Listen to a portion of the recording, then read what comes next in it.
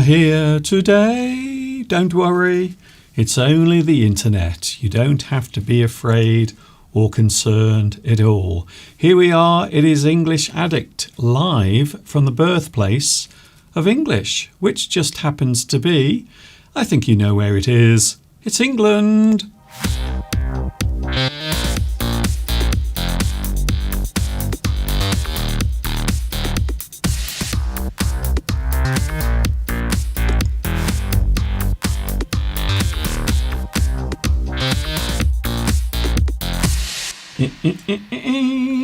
Here we are again. We are back with you live on YouTube. It's ever so nice to see you here again. Hi everybody.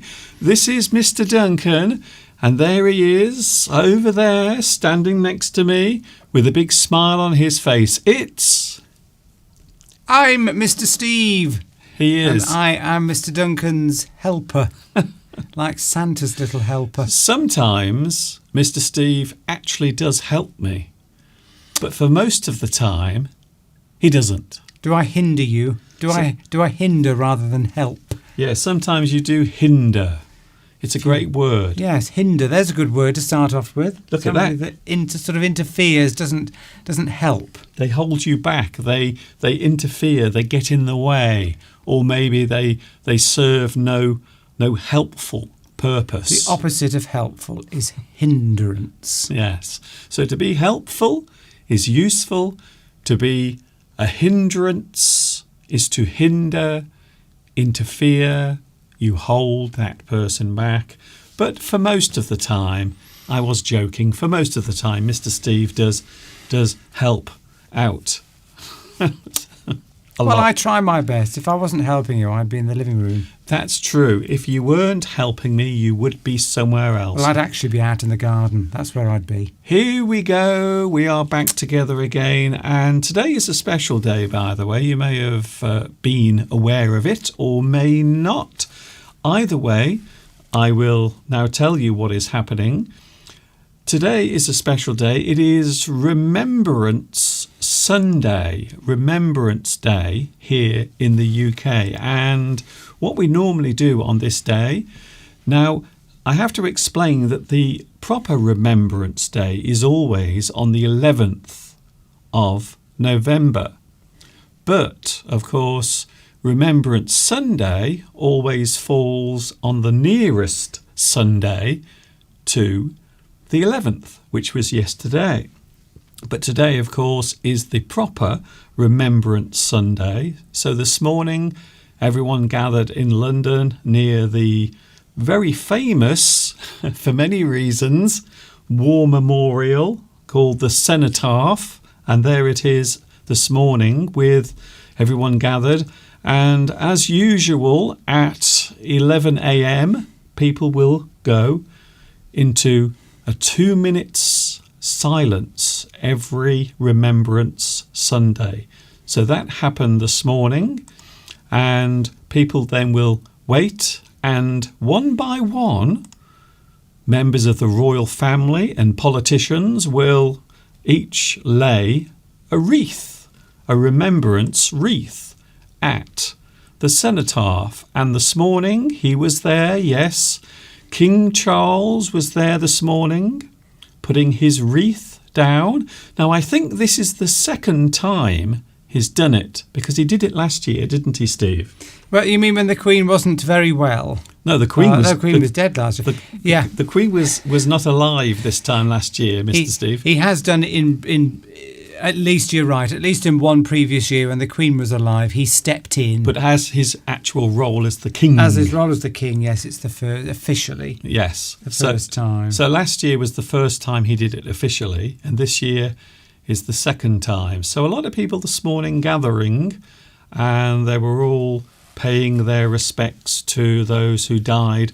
Now, this used to be always for the First World War, but nowadays people often use this day to remember those who fell in all wars, past, and I suppose I should say present as well.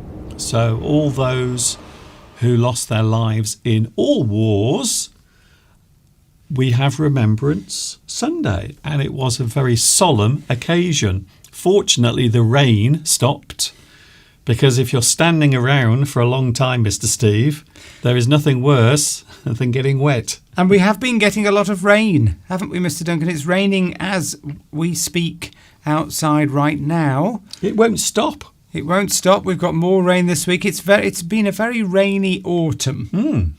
But of course, you always associate Remembrance Sunday with sort of bad weather, a bit like Guy Fawkes Night that we had recently. So this time of year, it tends to be very damp and cool. You can see behind me, that is the view from the studio window. And yes, everything really does look like autumn. It is a very autumnal day today, I have to say. Yes, as you say, Mr. Duncan, this date today, Remembrance Sunday, is a chance. It's why we have 2 minutes silence, just to remember all the people that died in conflict, particularly for the First and Second World War, to ensure that we carry on with our values and our life, and we weren't taken over by horrible people. Fighting evil, really, isn't it? That's what or as it's perceived as. Those who wish to undermine civility, I suppose, or the civil way of life. I suppose, although yesterday in London it wasn't very civil, because lots of people at the moment are having disputes and arguments and fighting, because a lot of people are divided on their opinion of current news events, which we won't go into because this is not the time or place. Very interesting, Mr. Duncan. We watched, didn't we, last night, a lovely programme, a lovely documentary about about monkeys in Sri Lanka. Yes, we decided to do something that did not involve watching the news or listening to people complaining or fighting or arguing. So we watched this lovely documentary made by Disney, all about these little macaque monkeys. Yes, monkeys. The point I was going to make, Mr. Duncan. They're so cute. They were lovely and cute. It was. I went to bed happy instead of watching the news and watching programmes about things going wrong or a film, violent film. Went to bed happy, smiley, and had a good night's sleep. I think that makes a big difference. But the point I was going to make about this was that they followed the lives of this troupe of monkeys, these macaque monkeys, and they had their territory, which was on this sort of big rock, and a rival gang, you could say, or a rival troop of monkeys attacked them and took over their territory. And it just shows you, it doesn't matter what species you are, everyone's always fighting to try and take over somebody else or get their land or get their possessions or something. Yes. So monkeys do it, humans do it, we all do it. It's part of our nature, unfortunately. Although some people might say we're not very far apart in our behaviour sometimes from the wild animals. But it is true, many animals are territorial. They will insist on having their own space. Birds are very territorial. They often hang around or fly around in large flocks, or they will divide up during the breeding season especially. So when the breeding season is around, when all of the birds are preparing to find their lovely mate, they will become very territorial.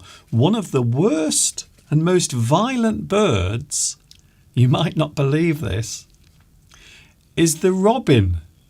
That lovely little friendly robin. One of the worst birds for being territorial is that lovely little friendly robin. And they will actually fight another bird to the death. They will actually kill another bird. These monkeys weren't they? They were. Yes. This troop took over. One of the other monkeys died in the fight.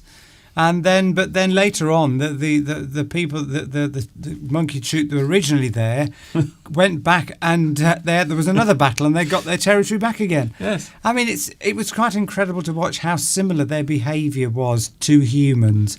We are so close, to monkeys, apes, chimpanzees. That I think the chimpanzee is the closest to us in terms of its genetic heritage. Yeah, it's like Mr. Lomax. Like Mr. Lomax. But yeah, so it was an interesting programme to watch and quite pertinent based on obviously Remembrance Sunday and all that. Yes. But there we go. All animals fight for their territory. It is true. Or fight to get somebody else's. Yes, or fight over one individual, maybe a mate, or maybe two males will want the same girlfriend and they will fight, just like we do on a Saturday night outside the pubs. And of course they're after resources, aren't they? So those monkeys wanted that particular patch of ground because it had a lovely fig tree, a giant fig tree with lots of fruit on it and lots of availability of food. So they want resources, and that's what we do as humans, don't we? We take over somebody else's country because there are resources there that we want. Yes, it's a for bit ourselves. more. It's slightly more dramatic when we do it, though. Yes, but I'm just saying the principle is the same. No, I'm not arguing with you, Steve. That's not an argument there. I'm just saying it's interesting how much more aggressive we tend to be, even though we are supposed to be civilised. Well, underneath, you see, we've still got a monkey brain. Well, some people, maybe you have. Well, there's a book written called something about the monkey brain and how it controls us, and I've read that. It's very interesting that we've got this mischievous. I mean, it may be true, it might not. As Saturino says, we haven't said hello yet. It's very I am now. It's very mischievous and spiteful. You should have seen them when they were going into people's homes. They were wrecking their houses for food. Well, it happens all over the place. These monkeys are annoying. Thailand also has them as well, and Japan. Hello, Japan. Japan also has monkeys. I think they are also macaques, and they are also very mischievous. They get up to all sorts of things. In fact, in English, we often describe a person who is mischievous or naughty as a cheeky monkey. Yes. We will say, you are such a cheeky monkey. Yeah, we will say that because and after seeing that, can I do the like thing today? You can. Beatrice has... keep it still. Beatrice has put her like on. Thank you very much. She says she's the first. So please don't forget to like this, even if you don't like it, say you like it. Yes, just pretend you like it. Because what happens is that this YouTube recognises all the likes, and then it means that more people will get to see Mr. Duncan's video, and even if you don't like it, somebody else might. So don't be selfish, even if you don't like it, which we're hoping you will. You will like it. You will like it. Okay, if you're here, just like it, and then it'll get sent out. And lots of people will see Mr. Duncan's video, which is what he needs. He needs views, lots of views. Yes. So don't forget to like, please. Yes, I do feel like one of those poor little monkeys hanging from the tree, waiting for a piece of fruit to fall down for me to eat and consume. Oh, by the way, today we are looking at exclamation marks. Exclamation. It is something that happens a lot in English, but I think, and we were talking about this yesterday when we were having our meal in town, a lot of people misuse the exclamation mark. It's a very simple thing, but the exclamation mark is something that people often overuse or use in the wrong situation. So we will be looking at that today. Oh, by the way, you might also notice there is a poppy next to Mr. Steve. That is also connected to Remembrance Sunday and also Remembrance Day, because a lot of people wear those. Rhubarb makes a comment, and I'm going to have to correct you on this, Rhubarb. The poppy is nothing to do with politics. It's not a right-wing ideology. It is. Yes. It is. The poppy is a symbol of a dead soldier. Well, yes, it's anyone that died in the war. It's more than that, though, because it's, of course, from the poppy fields where many of the soldiers lost their lives. That's it. I think it was the Somme in France. So that particular area is where the poppies will rise. And so it became symbolic of those who fell during the First World War. Yes. I always find it amazing that they used to call the First World War the Great War. There's nothing great about war. Now, I think they mean big, large, dramatic. So it is interesting how you can use that word in different ways. Something is great. It means it's good. It can also be something big or oversized, a great rock, or you had a great time. So it is interesting how that word can be used. So yes, it was adopted, as you say, Mr. Duncan, that the poppy was adopted after the First World War because so many people died on the battlefields in France. Millions, I think it was hundreds of thousands of soldiers died in the trenches.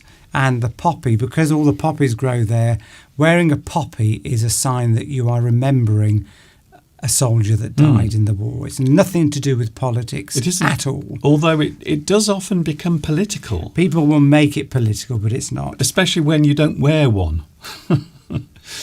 Every year in this country, you can guarantee at some point one person will complain because a famous celebrity or a well-known person was not wearing their poppy. So it is ironic that a symbol of freedom is often used as a weapon against those who don't follow those procedures. So there is a strange irony when people start telling other people that they must wear a poppy. You can look. When in fact you have the freedom not to do it. You can look it up on YouTube. Poppy. Why is the poppy worn? I've made a lesson about it. Well, exactly. I was about to come on to that. You've made a lesson about it. So look for Mr. Duncan's lesson on that. Yeah. What's it called? Why do people wear the poppy? Why do people wear? Mr. Duncan's made a video about it. Yes. So go and watch it. You've got a search button, I should think, haven't you? I think everyone has a search button Why somewhere. do people wear the poppy? And that will explain everything you need to know. I keep my search button in my underwear. It's a sign of respect and remembrance. Yes. So it isn't political, but sometimes it is used in a political sense. But the reason why it exists is not political. It is purely about remembrance and paying respect. There it is. I think we explained that very well. I think we deserve some sort of prize for that. Yeah, but go and watch Mr. Duncan's video. Please. Why do we wear a poppy? Yes. All is explained. Yes. And yes, we haven't promoted that one for a while. Well, that's a good one to watch today, actually. Well, I have been promoting it on Facebook and Twitter. Okay. So who was first on the live stream then, Mr. Duncan? Is it time for that? Vitas was first on today's live chat once again. He's so quick. I think the first probably 5 or 10 people are probably all within a second of each other. Okay. But Vitas was first. Beatrice was second. Well, I'm saying second. I don't really mean second. Beatrice, Palmyra, Francesca, Mustafa, Olga. We're all on there pretty damned early. So well done for your enthusiastic support. Yes, that's one way of putting it, I suppose. Or maybe you just have nothing better to do today. Either way, we're very pleased to see you here on the live chat. November, we are almost halfway through November already. Now, I can't believe how fast this year has gone by. I think this year has gone by really quickly. It seemed to go slowly at the beginning, and then suddenly the year went by very quickly. So November, and then we have December. We are coming towards that special season. Some people celebrate it, some people don't. But it is time to have fun. I believe also at the moment, Diwali is being celebrated as well. So the Festival of Light is what they call that. So if you are doing that, I hope you have lots and lots of fun. And of course, Lots of delicious food. Yes, I'd like to be invited actually, just to get some nice home cooked curry. But I haven't been invited yet. I think you can I have been into places where they've been celebrating in shops and local places like that, and been handed some samosas or something like that, which is always very nice. Because we live very close to an area where there are lots of different cultures living nearby to each other. So we would often see this in Wolverhampton, because there are lots of communities in Wolverhampton from various areas, and also, of course, various religious beliefs. So they will all have their festivals. And that's one of the things I always remember about Wolverhampton. Wolverhampton is a bustling, busy metropolis, I have to say. Is the Saturino says, is the poppy a funeral flower in the UK? I don't think it is. No. I've never seen it used. It is used, of course, on wreaths, but that also is connected to this particular period, which is Remembrance Sunday. Yes. But you might be confusing it, of course, with roses, which look very similar. So roses and poppies, the petals, can look very similar. Funeral flowers in the UK, lilies are very popular to put in bunches of flowers for a funeral. I mean, you can put anything in there, but if you go to funerals, you normally have nice. But yeah, lilies are quite. My mother never liked lilies in the house because she said it always reminded her of funerals. Probably not, because they've got a very strong smell, haven't they, lilies? And they can stain your clothes, the pollen. And some people don't like the smell either, because they are quite pungent. Very strong.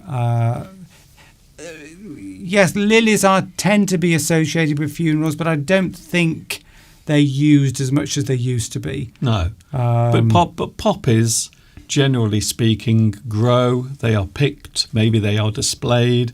They are often used in paintings or pictures because of their significance with the colour. Because, of course, it is very hard to escape these days how colour has become very important in symbolism. So we often look at many colours as having certain symbols or meanings. So we often see red as maybe anger, or quite often violence, or maybe even death. So we often see red as a angry, fierce colour. And of course, the poppy being red is the colour of blood.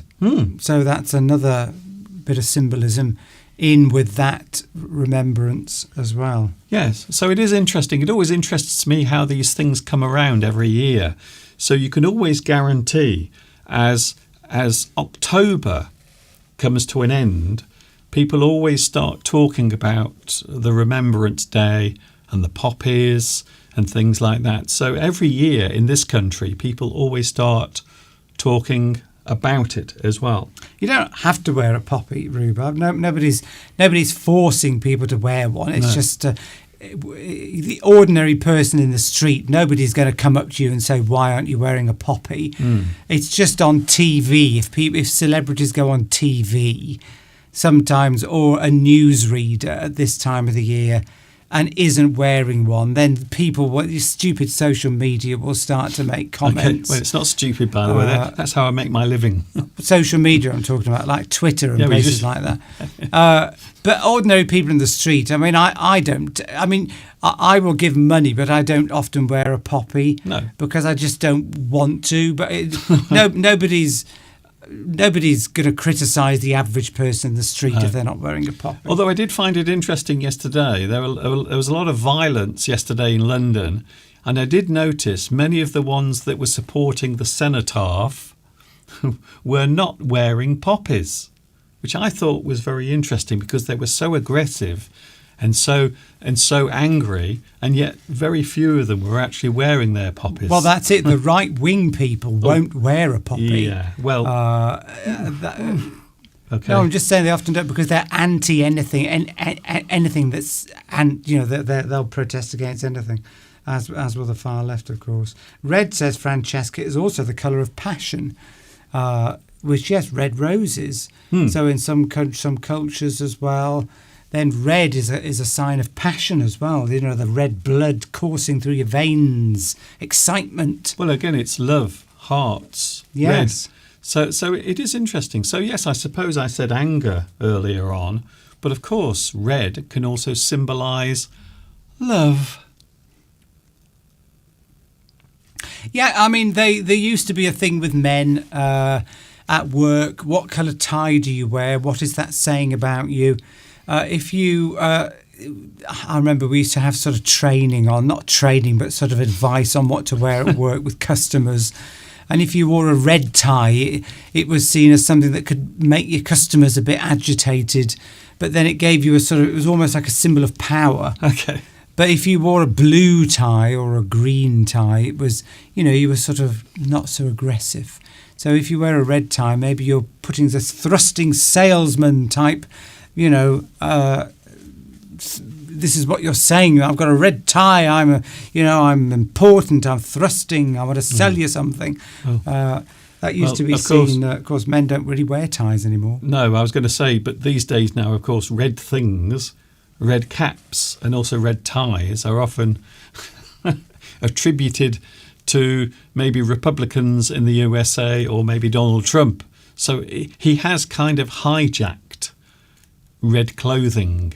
Now, I remember a few months ago, we went to see a comedy show in Stafford, where I used to live, and I was wearing my red hat.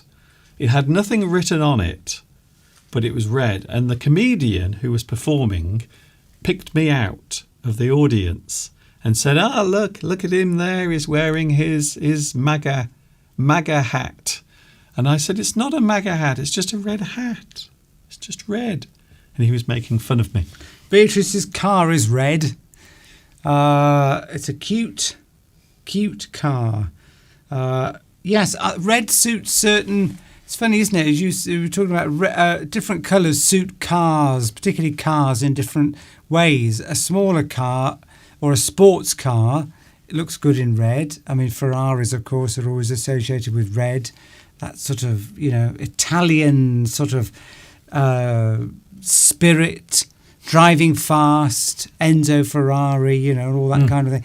That Ferrari red. In fact, if you see a Ferrari, even now, if I see a Ferrari in any other colour but red, it looks very disappointing. A lot of people now get Ferraris in grey or something like that. I mean, how boring! You spent all that money and you've just got this bland colour. Ferraris are red, but anyway, that's my opinion. Yeah. That was, but the bigger the car is, the worse it looks in a bright colour, I think, depending on the car. Like a saloon car. If you had a Mercedes S-Class, okay, Steve, you wouldn't have it in red. It would look very odd. This is now turning into something else. Whereas a Fiesta or something, or a sports car, looks very nice in red. But it's interesting how the colours of cars over the years have changed. Because I remember growing up, I used to see all different colours of cars on the road, some of them very bright. You would see yellow cars, not necessarily sports cars, but they were still yellow or green or bright blue. And quite often they were very bright and even floral in colour. And then for a very long time, everyone stopped having colourful cars. And then they just had black, white, silver or grey for a very long time. But I've noticed recently, I know you want to butt in, but I've noticed recently the colourful cars have started coming back again. I've seen quite a few cars on the road that are brighter. Now, these aren't sports cars. They're just your average cars. So I think people are slowly going back to having colourful cars again. Well, I'll tell you the colour that's come back into fashion is green for a car. Oh. Lots of people are getting green cars. Now, that was always seen when I was growing up. A green car was seen as unlucky. If you had a green car, they were always associated with having more accidents. Whether these statistics back that up or not, I don't know. But of course, if you've got a green car and you're driving along a country road, your car sort of does blend into the trees. Maybe, but what are you driving in the sky? Are you? Well, I'm just saying, if from certain angles you might not see a green car because if they've got trees and fields, it might not stand out. But in fact, grey cars don't stand out at all. But then everyone's got driving lights now, so it doesn't matter. Yeah. You could have a red car and then you'd never know that you had an accident. Well, red cars the statistics show red cars have more accidents because they're normally bought by people who want to drive fast. That was just a road crash. So, that was just a joke. That was Steve. I just told her. So, I say I'm wasting my time. Right. Anyway, talking about exclamation marks. Rose has made a comment about exclamation marks. Well, we're going to do that in a moment. We are going to do that in a moment. So I will keep Rose's comment nearby so that I can reference it. A quick break, and I have some sad news. Do you? To tell you some sad news, because this week we had to say goodbye to some neighbours that had been living behind our house for the past 6 months. We had to say goodbye to the cows. They have gone. They have been taken away. They have been taken away by the farmer to another place. I just hope, we hope it's not the slaughterhouse, but they have gone. So for the next couple of minutes, let us remember our lovely, lovely neighbours, our bovine neighbours, the lovely, lovely cows.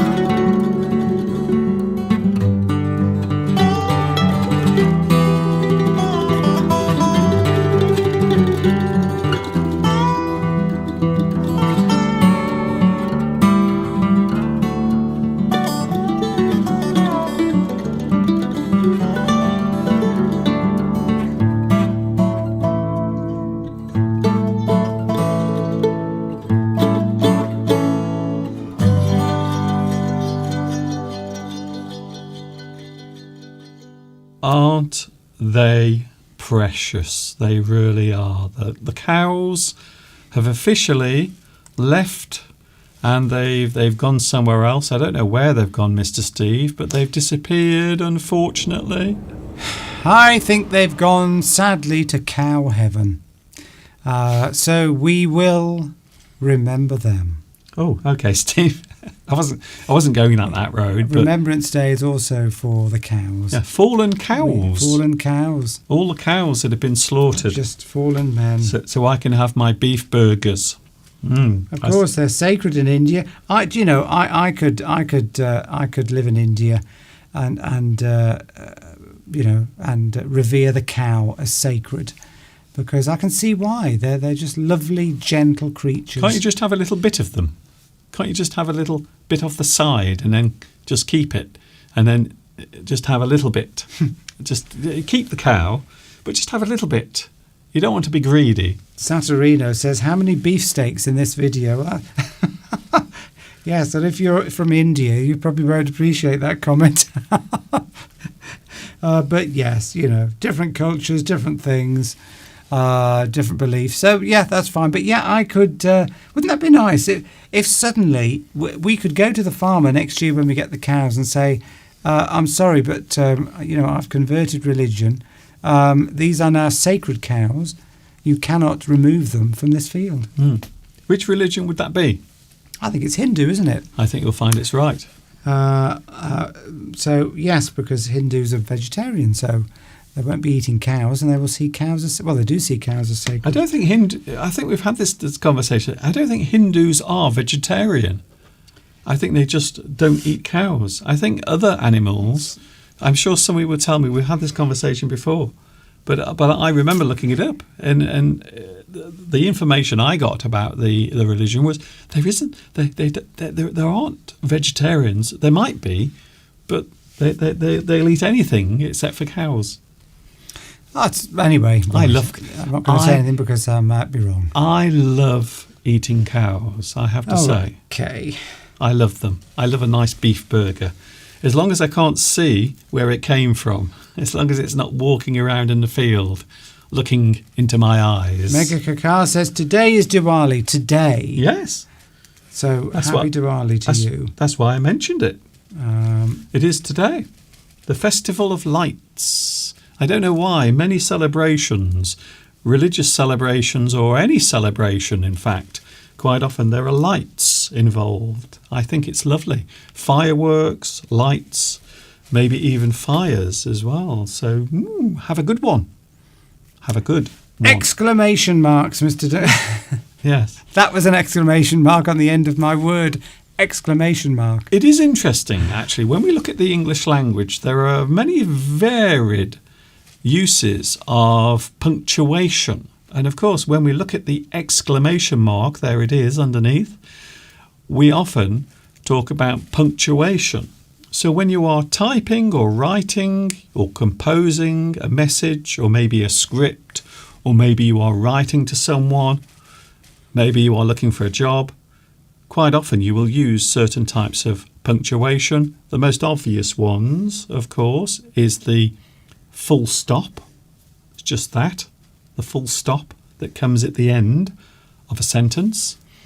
So that's the most common punctuation. But of course, we also have this guy here, the exclamation mark, which is often used incorrectly, or it's used in situations where you don't need to use it. And I think sometimes, especially in writing, people get very carried away. In fact, I think you mentioned that as well. We will talk about that a little bit later on. So when we talk about exclamation, there is the word exclamation. And I've put an exclamation mark at the end. So you could say exclamation is the urgency that is often stressed in words. Quite often vocally, you will exclaim. If you write something down and you want to show that that thing is important, you want to use stress to show that something is needed or it must be done, or maybe a person is angry, you will often use the exclamation mark. So the imperative is what we call it in grammar. In English grammar, we call it the imperative. Something that must be done, something that has to be done, something urgent. You are using the exclamation to show that emotion. However, it is possible to misuse it. Quite often warnings as well, Steve. So I think this is the most common type of use of exclamations. So you can think of many situations where you would have a warning. Would you say? Yes, many road signs, if they're warning you of something, if there's a danger ahead, then you will have an exclamation mark after whatever it is that they're warning you about on the sign. That's quite popular. It might say, danger, slippery road ahead or something like that. Don't think that's an actual sign, but that's an example. Watch out is an exclamation. It is something you might write. It is something you might say. And this is where it becomes interesting, because it is the spoken form of the exclamation that I'm interested in. So this one, it's very obvious that if you write this or say it, then the message or the meaning will be very clear. Watch out! Watch out! You are using it as a warning. You are telling someone, watch out! Yes, the exclamation mark makes you look twice at it. Oh, okay.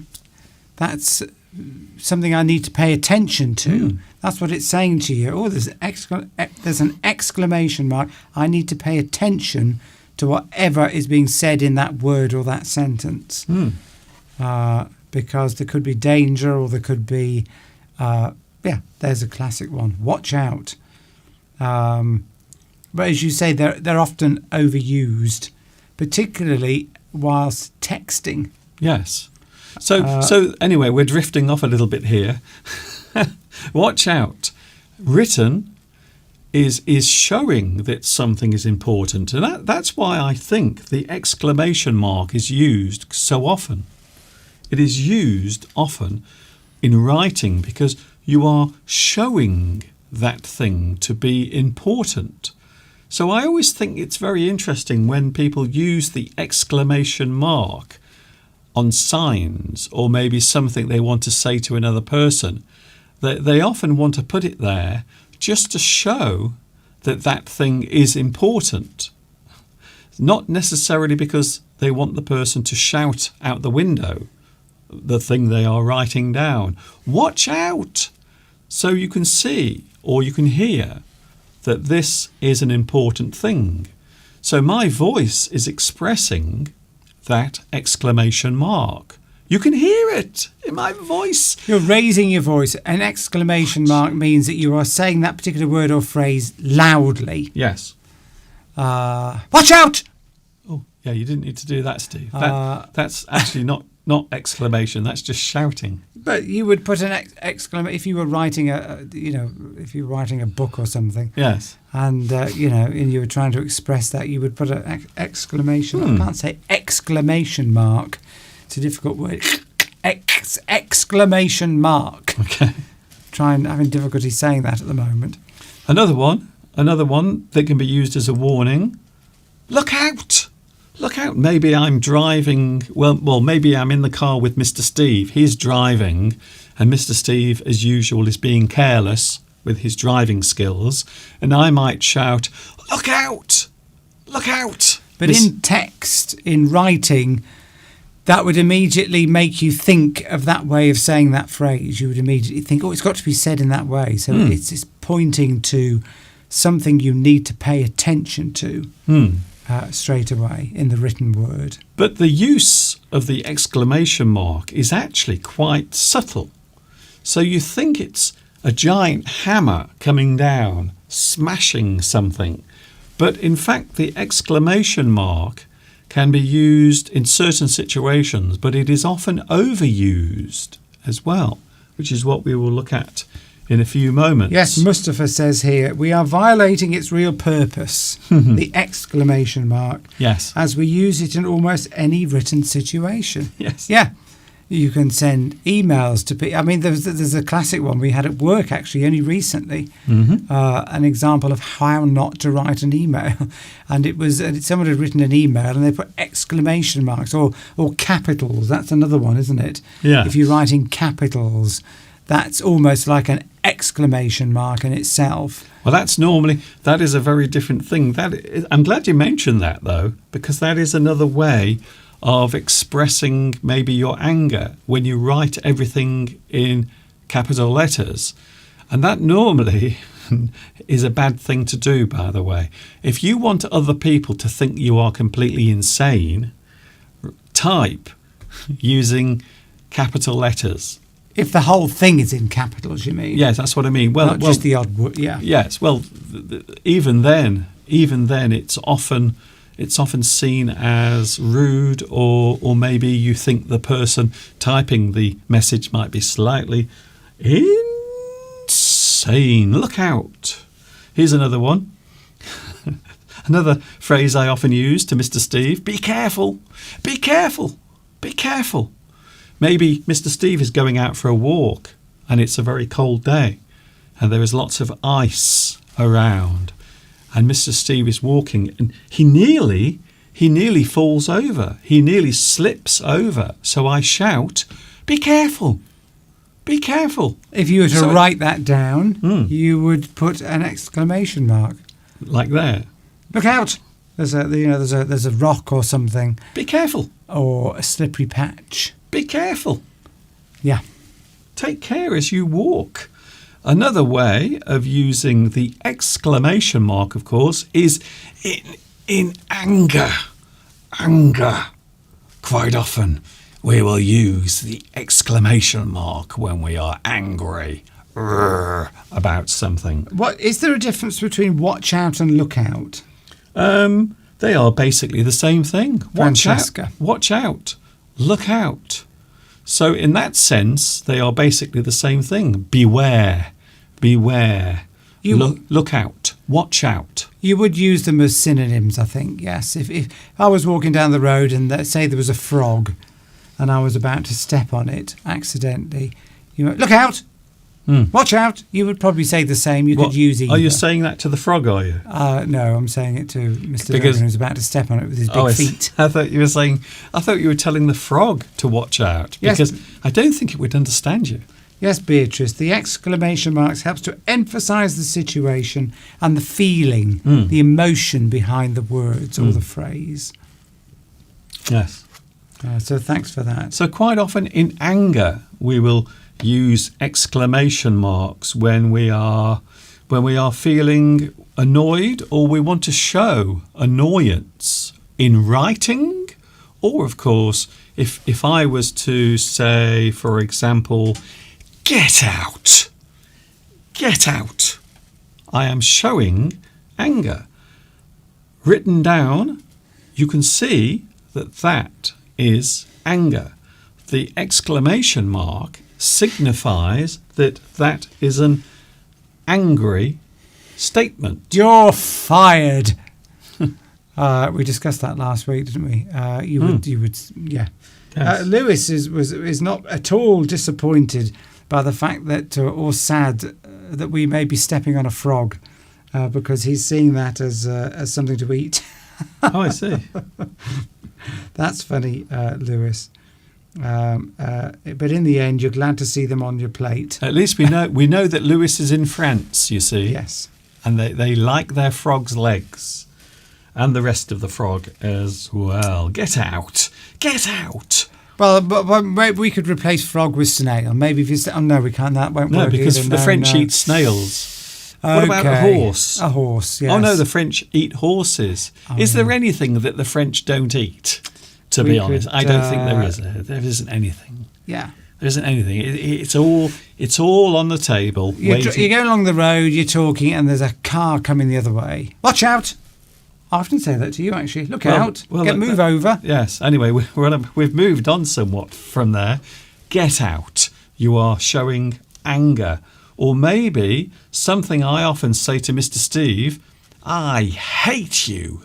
I hate you. You are showing anger. You are showing aggression as well.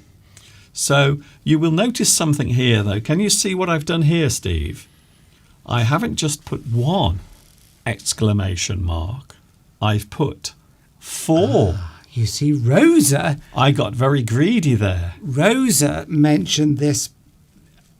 This is what Rosa mentioned earlier. Mm-hmm. Sometimes I put 3 or 4 exclamation marks, and Grammarly says it's wrong. Yes. Well, Grammarly, I'm not going to mention their name again because that's a company. They can give me money if they want me to mention their name. But that particular product will often correct certain types of grammar formation, especially with formal grammar. So certain things that will correct your grammar will say that that is wrong. However, if you are writing something informally, casually, quite often you will do this because you want to show how angry you are. So every time you put an extra exclamation mark, you are increasing the level of anger that you are feeling to emotion to that person. You are showing you are not just a little bit angry, you are 4 exclamation marks. What's the maximum, do you think? 5, probably. You could say, I love you, in a text, and you could put lots of exclamation marks after that. You're just expressing that emotion, the hate, love, or whatever it is. But yes, generally it's not a good idea. Thing is... Well, if it's formal, if you are writing a letter and you want to show how excited you are to be applying for a job, don't.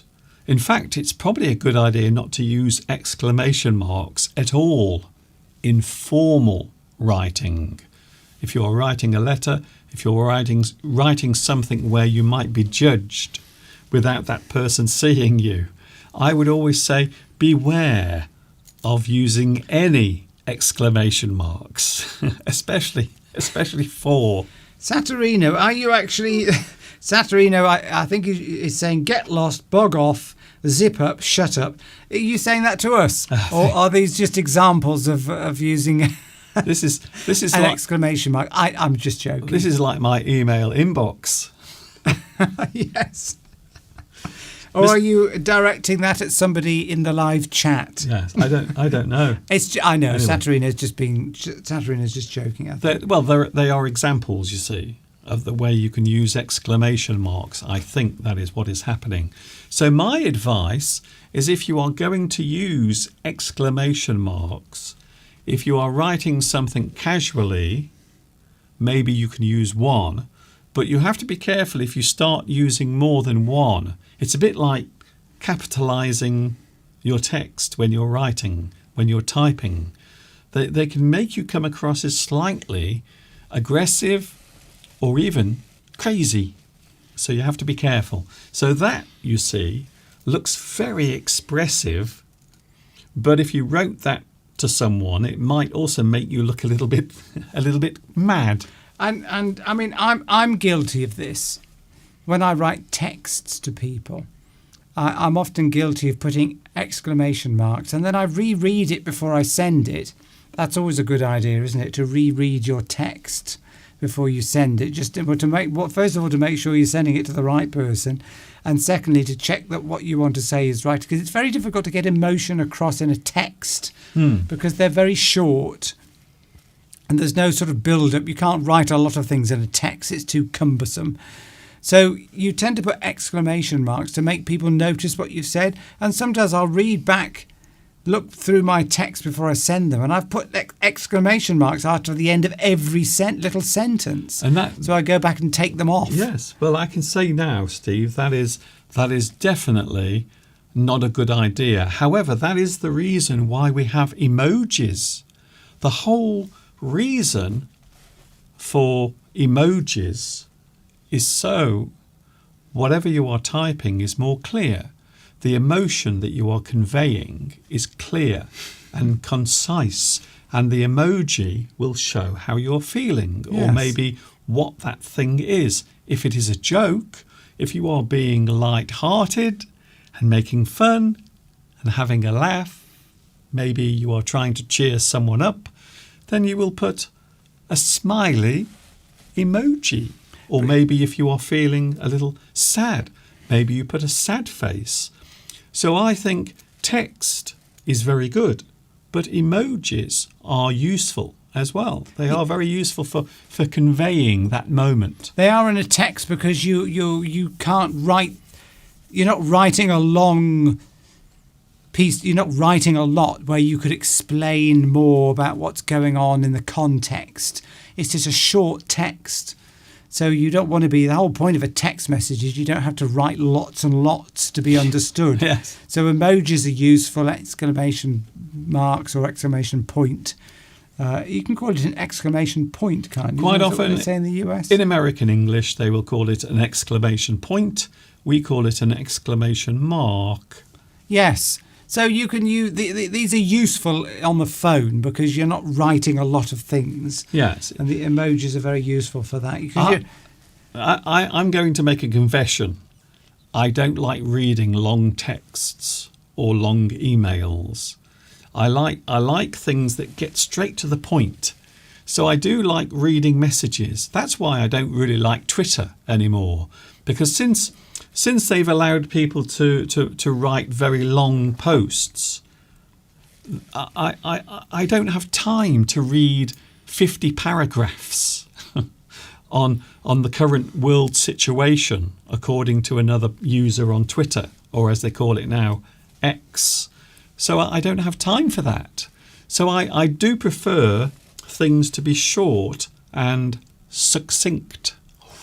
I like that word. Something that is brief, something that is short, so you are not taking up too much of the other person's time. Yes, there we go. Beatrice has used something there about. You see, people are using emojis a lot here. The thumbs up, that's a common one. Thumbs up, yeah, I agree, good. If you haven't got much time, maybe, and you don't want to say too much, because sometimes you haven't got time to keep replying to people's texts. So I often like using the one of the face, either the one where people are crying. There's lots of crying coming out. That you're laughing so much you're crying. I like that emoji. I like the thumbs up one. And the one, we're not talking about emojis. I like the one with somebody with sunglasses on. Yes, I like the poop. Cool. I like the poop one. I use that quite a lot, especially when people reply to me sometimes. I will reply to them with a big emoji poop. Because you often feel if somebody writes you a text, you've got to reply to it in some way.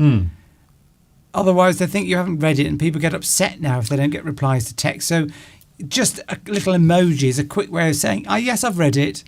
Yes. But anyway, I agree with it. Or it's we're drifting once again. Drifting. We are talking about exclamation marks. You might also use it to express surprise. Surprise, Mr. Steve.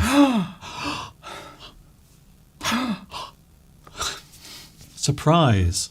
So quite often, if a person is surprised or maybe delighted by something, you will use an exclamation mark. You only need to use one. You don't need to use 20. Just one will do.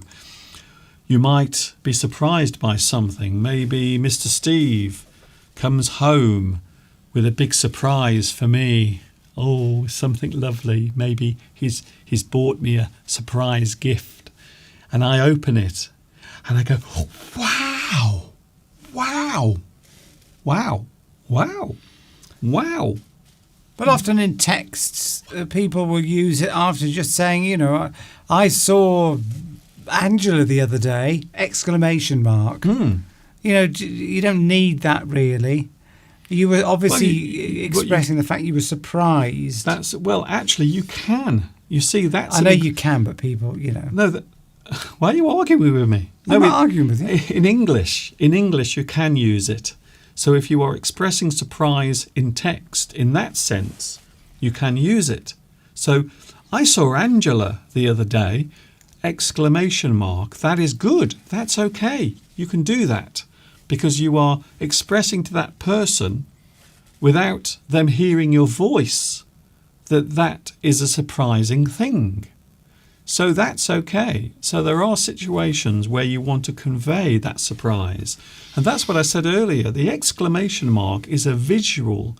It's a visual way of letting the person know that thing is out of the ordinary. But then if you different. If you then wrote 2 or 3 other sentences after that and always put exclamation marks after them, the first one would be lost or the others would be lost. That's it. So use it sparingly. You could say, I saw Angela the other day, for exclamation mark, Or you could then you put she was wearing a short dress! Yes.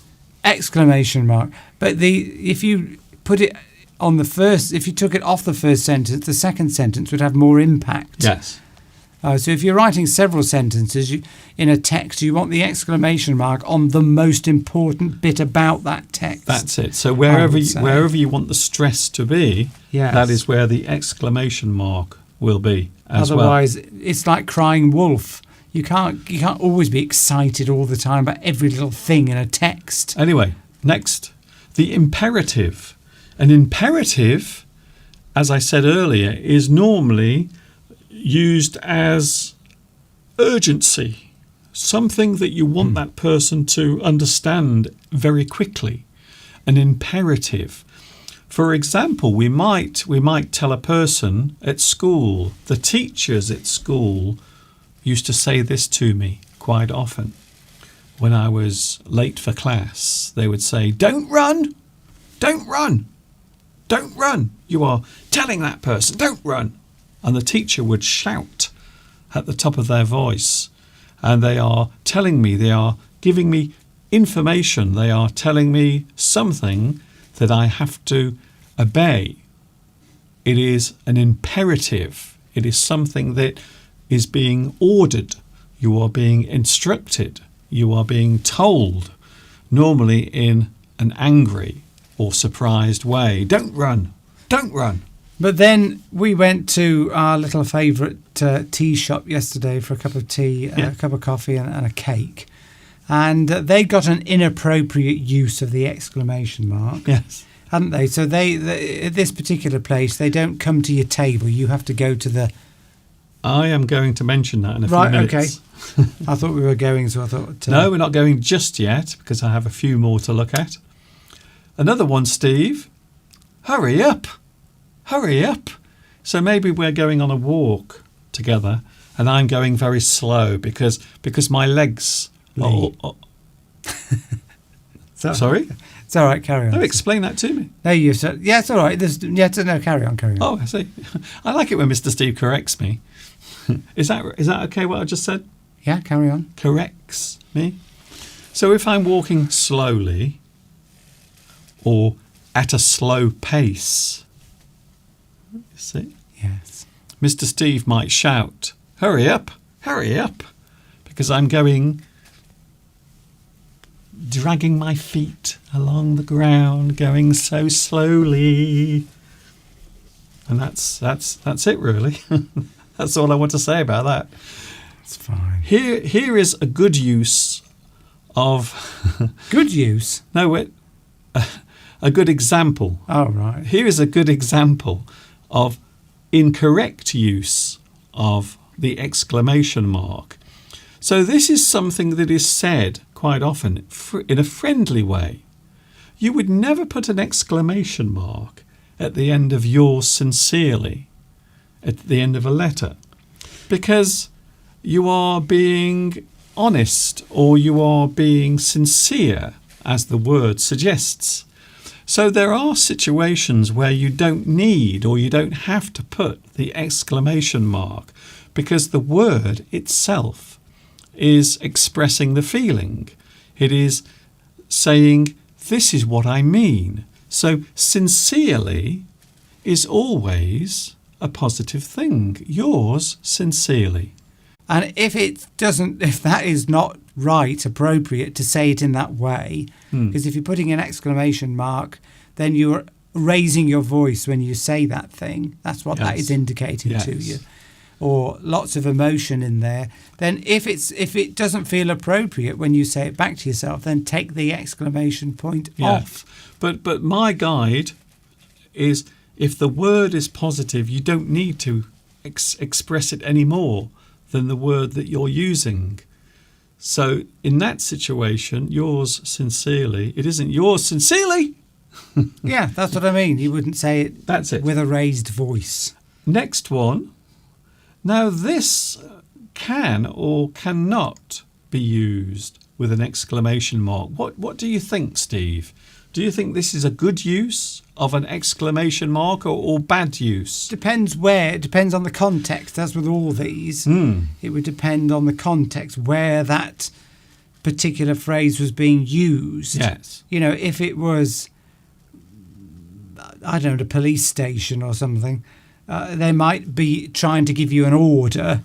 That's almost that the exclamation mark on that phrase is giving an order.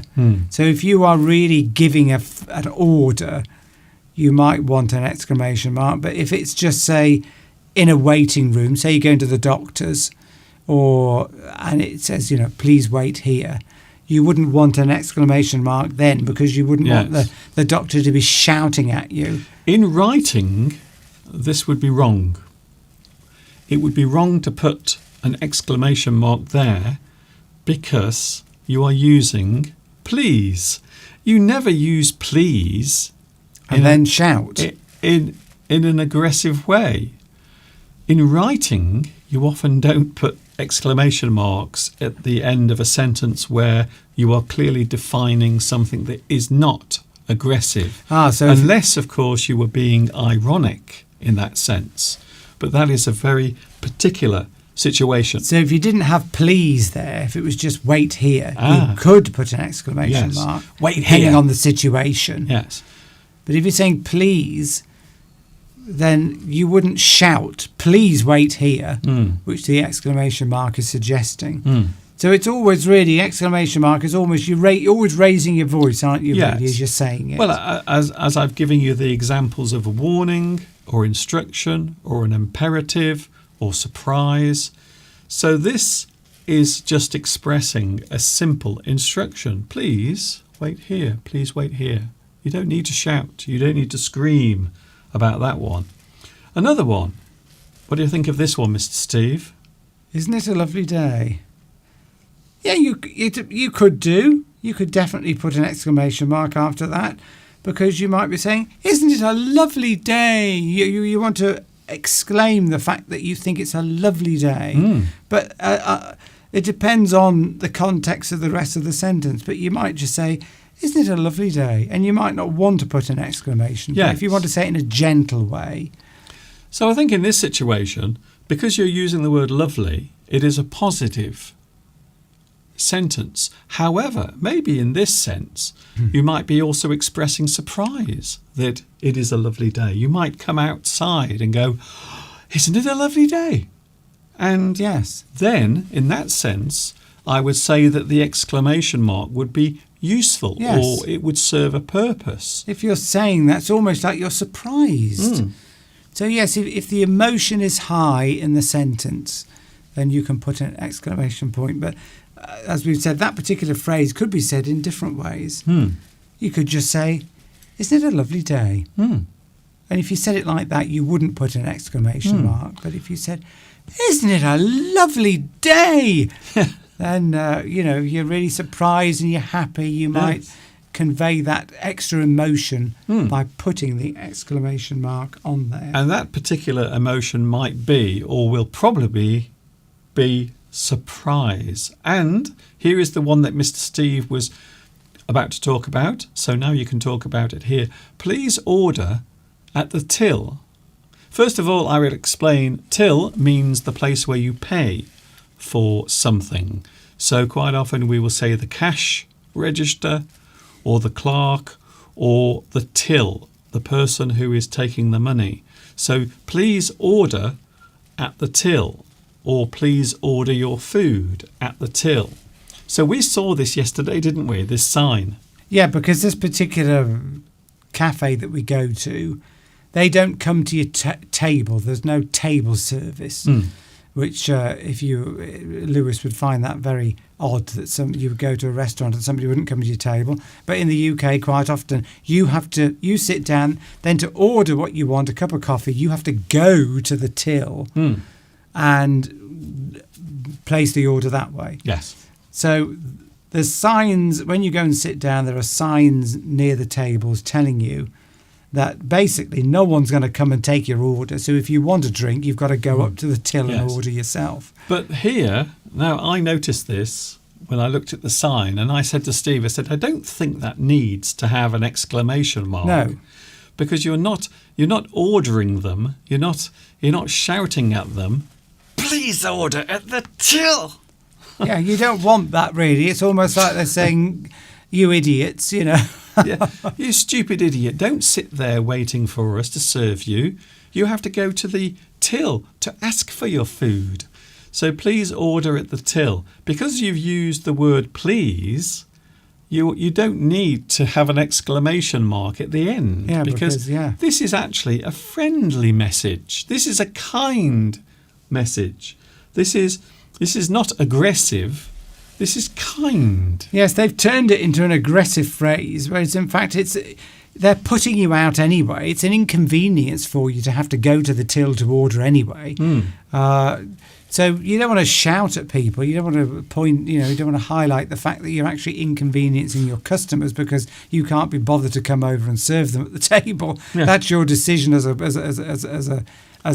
business to do it. It's like being ordered in a army camp, or maybe if you are a prisoner or something.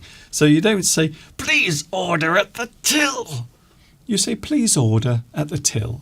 Please order at the till, or place your order at the till. Please place your order at the till. We don't have to use an exclamation mark. We're not angry with you because you don't realise that that's the situation. So we're just asking you nicely.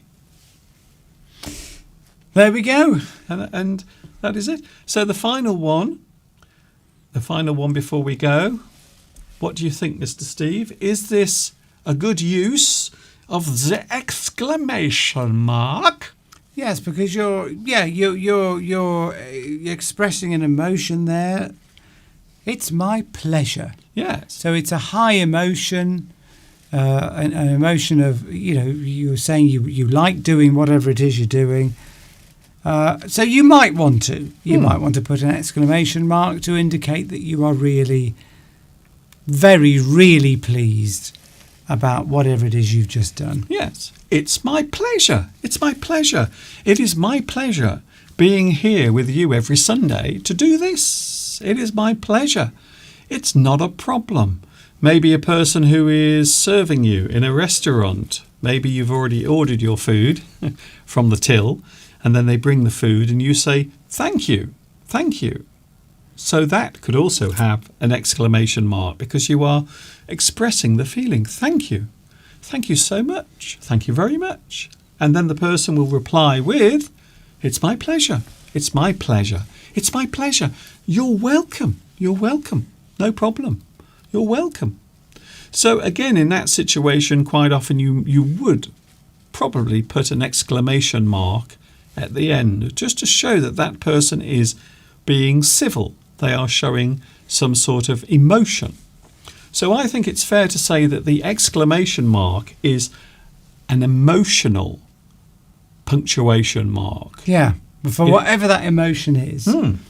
Happy, sad, angry, love, whatever the emotion is, an exclamation mark will indicate that your level of emotion is high. Yes. The extreme, whatever that emotion is. The extremes of feeling maybe that you want to put into words.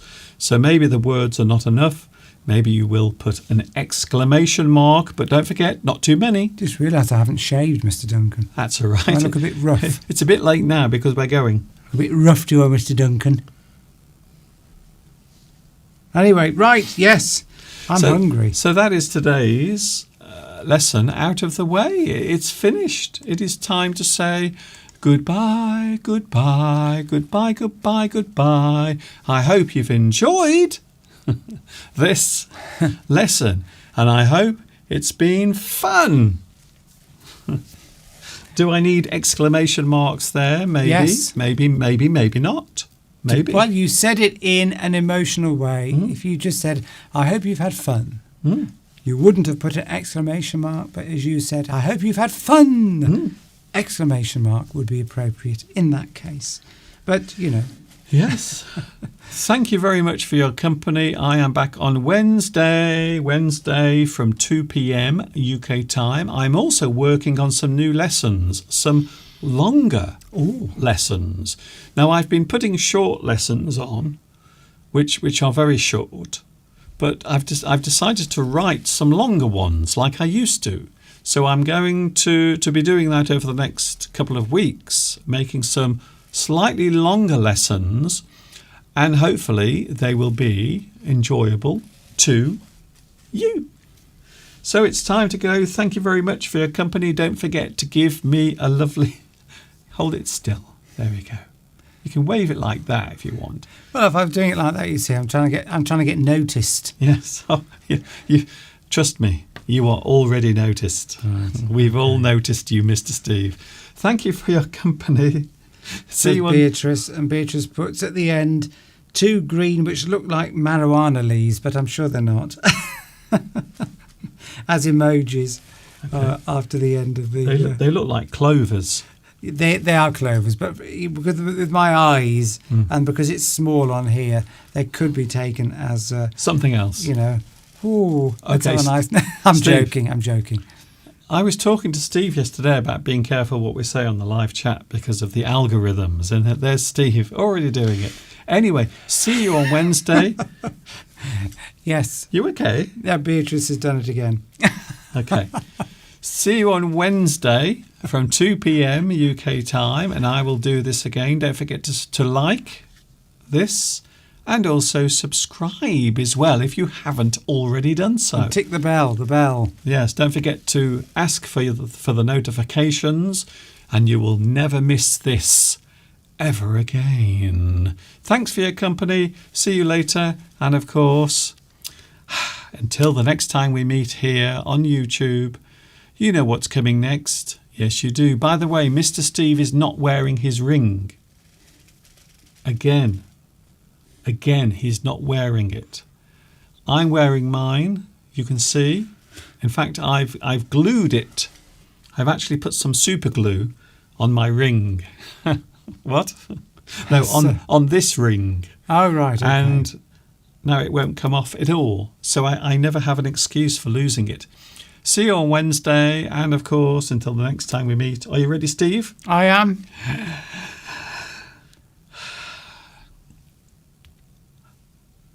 Ta-ta. Bye now. That's different.